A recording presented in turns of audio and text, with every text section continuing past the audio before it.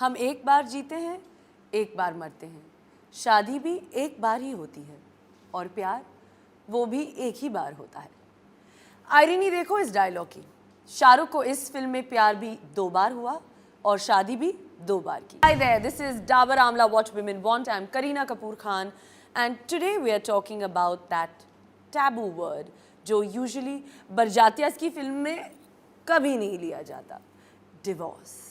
ये वो वर्ड है जो हम आज भी डिनर टेबल पर डिस्कस करने से अवॉइड करते हैं। My guest today also happens to be divorced और आज पहली बार वो अपने डिवोर्स को लेकर पब्लिकली बात करेंगी। Please welcome my most unapologetically sexy friend Malaika Arora. Hello, Mala. Hi, Bevo. And welcome to my show. Well, I'm really happy and glad that we could be here. Absolutely. And we're going to have a wonderful chat, which you'll be talking quite openly, I hope. No, Well. of course.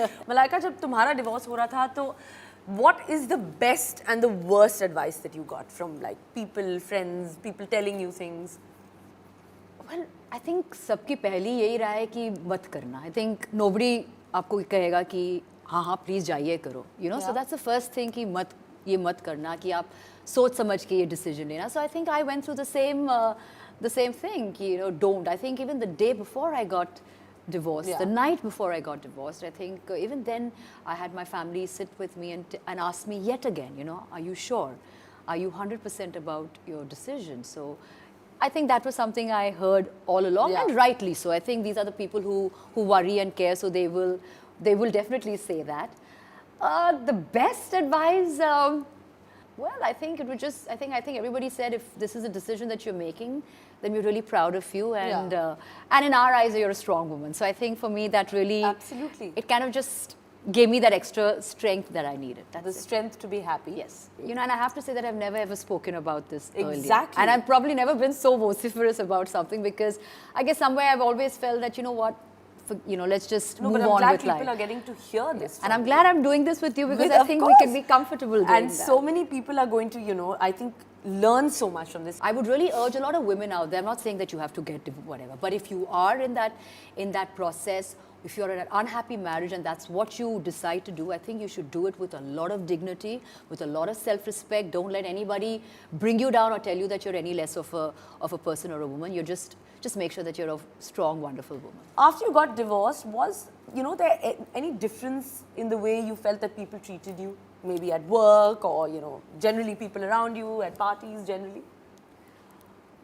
I don't think anybody treated me any differently, but I'll be honest, there was a certain sense of how the hell did you pull it off? How did you do it? So I think that was the only thing that I felt. And which was a good feeling. Yeah, which was great. And I know the minute you could sense that, it just kind of felt good. But I'm sure there could be like, it could have people could react differently as well, to any normal working woman like in an office and things like that, normal going girls, women, they could get that, slight look. Of course, that's bound to happen. They're going to be looked at ki, oh God, she's the girl that, who got divorced or whatever. She's going to have to face those kind of trials and tribulations for the rest of her life.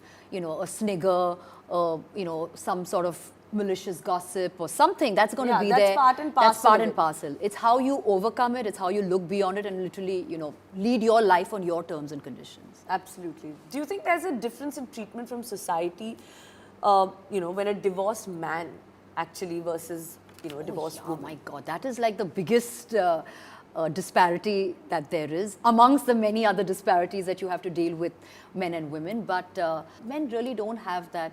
And I'm not somebody to sit and bash men. I'm not. I don't. I have a lot of respect for the men in my life. I have a lot of respect for a lot of men around. I know, and you have a son also. I have a son, and so I'm not going to sit down over here and do this, man bashing over here. But yes, it's very easy for a man to move on with his life. Malaika, divorce as a decision, like when you're, going about saying that, okay, fine, this is it. I'm going to, walk out of this marriage, or I'm, not going to be a part of this relationship. How tough do you think people find it to actually take that decision? Well, it's never ever easy, like no other major decision in your life. And at the end of the day, someone has to be blamed. You always have to point fingers at someone. I think that's the general human nature to, to go about things. So yes, you'll always blame somebody, and it's never easy. But the person that I am, the kind of person that I am, I feel you rather, for me, happiness is the most important. Yeah, of course. And it's not just me, I think it's happiness of everybody around. So even if it means that I have to make or take such a major decision in my life, of course I didn't do it alone. Yeah. We're two people involved. And I think we eventually did think about a lot of things. We weighed every single pros and cons. And then we decided that I think it's better off that we move our separate ways, because I think we'd just be better people. Because I think we were just two people in a situation that were making each other extremely unhappy, which was impacting everybody else's life around us. Exactly. That's what my next question actually is, that, you know, when you have children in a marriage, and I think that, you know, it always has a negative impact, you know, when the parents get divorced. But I feel that जब एक couple साथ में भी रहकर भी खुश नहीं है, I think that also invariably has a negative impact on, you know, children. Absolutely. So how do you think that? I think I would much rather see my child in a happy environment than be subjected to an environment that is completely disruptive. Exactly. And I think with time, I think my child is far more, you know, accepting and far more, you know, जैसे कहते हैं कि खिल रहा है अभी, because and there's nothing more than a happy mother. And no, and he can see that we both as individuals are far happy than we were, what we were in the marriage and he's earlier. flourishing more. Absolutely. And, you know, and any child, I think, would flourish more when and they see he their did parents actually happy. turn around one day and he did say that to me. He says, Mom, it's good to see you happy and smiling, you know. So Malaika, what's your opinion about couples remaining friends after divorce? That's a tricky one, because exactly. I think some manage to strike that balance, some never. I think it's more when you have a child involved. I think it's always essential to continue having some sort of a cordial relationship. There'll always be that bond. That'll always be that bond. So I think more when when there are children involved, then you kind of still kind of maintain that. But you've done it, I think, beautifully. In fact, maintained such amazing relationships with the family, and I know it personally. And I think that comes from a certain sense of upbringing from where, since I've, you know, where I've grown up, and I think my mother's always instilled that in me, that, you know, you can't just, you know, you can't just snip ties off, or you can't just, you know, suddenly behave aloof. And I tell that to my kid as well. So yes, I wouldn't say that Arbaz and me are best of friends or something like that, but I think we are cordial. We have a very healthy relationship, and and of course our child is our most important factor in our life. So having children does help. Of course, and it's important. It's essential to have that, because I think then it just gets ugly unnecessarily. Now my next question obviously is, how difficult is it, Malaika, to find, you know, love again or to date again after a long marriage? Because I think every woman would feel a little intimidated about jumping back into that dating pool again.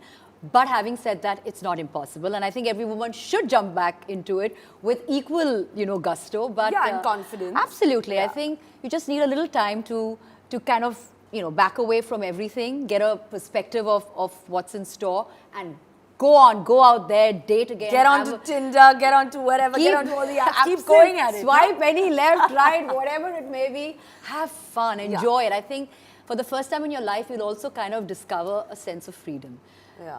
So meeting new people is... I think even for the first time to actually, to be in a bed all alone, you know, is also a new thing, you know. Well, of course. I think it's quite refreshing not to have somebody, you know, share your bed or your space, you know, so enjoy that. So what message do you have for all the young girls out there who think that, who are actually constantly waiting for someone to come into their life, you know, if they're single or divorced? Firstly, stop waiting. I think that's the most important thing that you need to do, because I think these are things that happen organically. They happen with a certain, they happen in time. The more you try to, you know, worry and bog yourself down with it, the more difficult it's going to get. So I just think that there's a time and place for everything in life. So which means if you meant to find that love and you're meant to find that partner, so be it. Yeah. But having said that, it's fine if you don't find that person in your life, that so-called Mr. Right or Miss Right in your life. It's fine. So I hope Malaika Arora has been, I can say it, you know, and vouch for it, that she's actually never really spoken. It's been an emotional journey, but you have really set a lot of goals for a lot of women out there. On that note, we'll have you say toodles.